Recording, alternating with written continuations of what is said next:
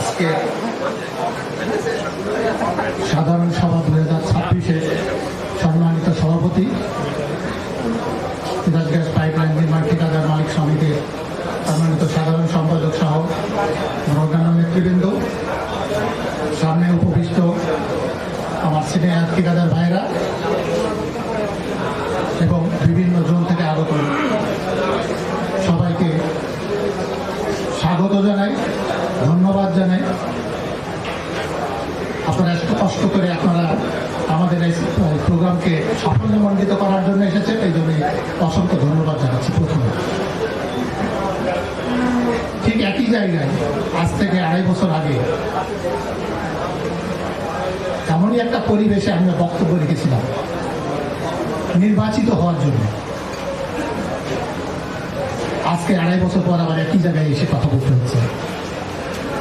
আমরা বুক ভরা আশা নিয়ে, আপনাদের ভালোবাসা নিয়ে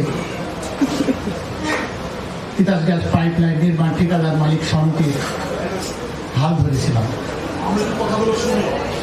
আমাদের বড় ইচ্ছা ছিল,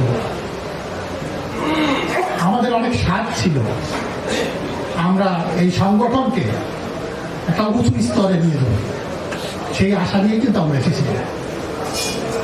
কিন্তু আল্লাহ যা চান বান্দা তো তা জানে না।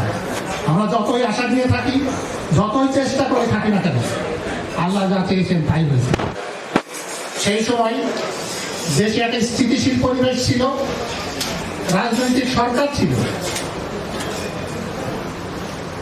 আমরা বড় আশা করেছিলাম যে আমরা ইশতেহারে যে যে অঙ্গীকার করেছিলাম সব অঙ্গীকার পূরণ করে দেবো ইনশাআল্লাহ।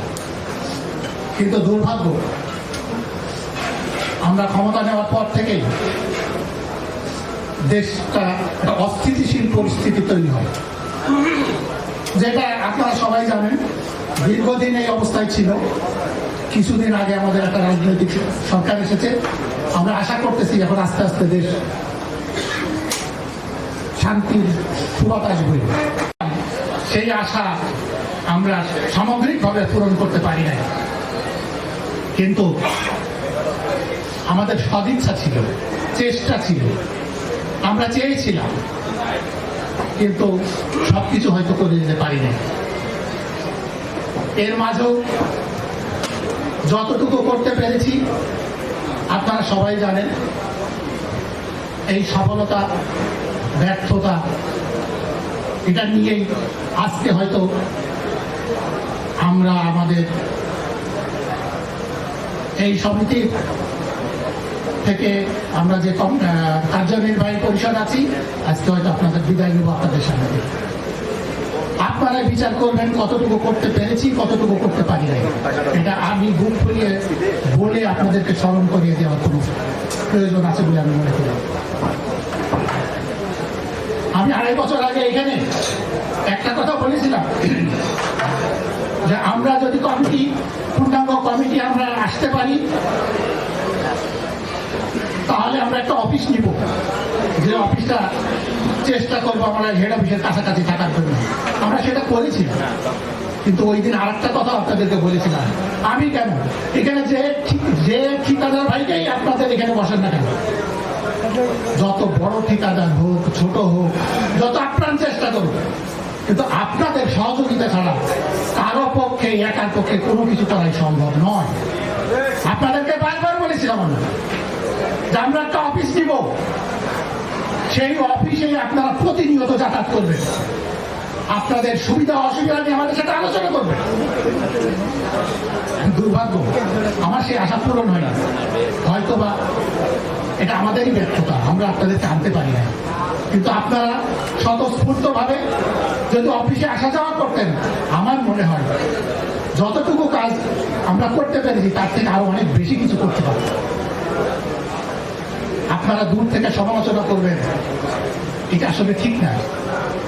যেই থাকবে না কেন, আজকে আমরা চলে যাব, ভবিষ্যতে যে কি আসবেন তাকেও যদি আপনারা নিজের মনে করে নিতে না পারেন, তার পাশে এসে যদি আপনারা দাঁড়াতে না পারেন, কোনো কিছুই করা সম্ভব হবে না। তাই আমি আজকে শেষ বেলায় আপনাদের কাছে আবারও উদাত্ত আহ্বান জানাবো, আমরা চলে যাওয়ার পর পরবর্তীতে যারা এই সংগঠনের হাল ধরবেন আপনারা স্বতঃস্ফূর্তভাবে তাদের পাশে থাকবেন, কিন্তু তারা আমাদের আশা আকাঙ্ক্ষাকে তারা বাস্তবায়ন করতে পারে এটা আপনারা চেষ্টা করবেন। এটা শুধু আমার বলে না, যেই আসুন না কেন তার পাশে আপনারা থাকেন, এটাই আমার আহ্বান থাকবে। আমরা নির্বাচনের আগে শেষ সভা করেছিলাম এই জায়গায়, আজকে আবার এখানে এসেছি।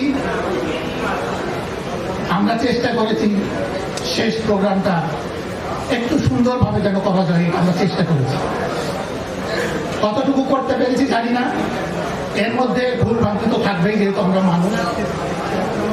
যদি আজকের এই প্রোগ্রামে কোনো ভুল করে থাকি, যদি কোনো আপনাদের মনে কষ্ট দিয়ে থাকি, এর সব দায়ভার, যেহেতু এইটা প্রোগ্রামটা করার জন্য একটা অন্যতম দায়িত্ব আমার ছিল, তাই এই দায়িত্ব সব আমার। আপনারা আমাকে ক্ষমা করবেন যদি কোনো ভুল বা ব্যর্থতা আমার থেকে থাকে। আর যদি আজকের এই প্রোগ্রামটা আপনাদের কাছে সুন্দর মনে হয়, তাহলে আমি বলবো আপনারা যারা এসে আজকে এই সহযোগিতাটা করেছেন, আমার সামনে যারা বসে আছেন, আপনাদের কারণে আজকে এই অনুষ্ঠানটা সুন্দর হচ্ছে। যেহেতু আমাদের 10টার পরিবর্তে 11টার পরে অনুষ্ঠান শুরু করেছি, আমরা চেয়েছিলাম পরিবর্তে আরেকটু বৃদ্ধি করতে, আরো কিছু বেশি কথা বলতে। সেটা বলতে গেলে জোহরের নামাজ, দুপুরের খানা এটা পিছিয়ে যাবে, আমি চাই না এটা হোক। তাই আমি আর কিছু বেশি না বলে শুধু আপনাদের সবাইকে এখানে আসার জন্য ধন্যবাদ জানিয়ে এবং আমাদের সফলতা ব্যর্থতাকে ক্ষমা সুন্দর দৃষ্টিতে দেখার জন্য এই উদাত্ত আহ্বান জানিয়ে আমি আমার বক্তব্য শেষ করছি। ধন্যবাদ।